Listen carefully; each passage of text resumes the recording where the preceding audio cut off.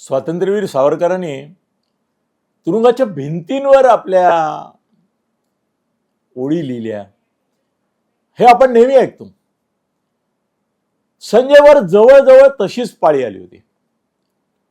त्याला पेन न्यायला परवानगी मिळाली नाही. संजयला एक लेखक आत्महत्येत जातो. आतापर्यंत अनेकांची म्हणजे स्वातंत्र्यपूर्व काळात सगळ्यांची आत्मचरित्र जी आली नेत्यांची ती सगळी त्यांनी तुरुंगात लिहिली. अरे इंदिरा गांधींना पत्र सुद्धा पंडित नेहरूंनी तुरुंगातून लिहिली.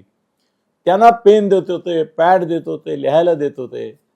संजयचं जे मुख्य हत्यार,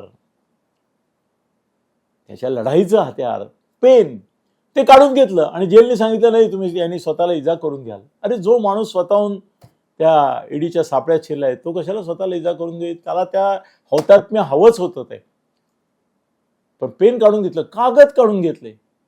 ही आपली तुरुंग व्यवस्था आहे.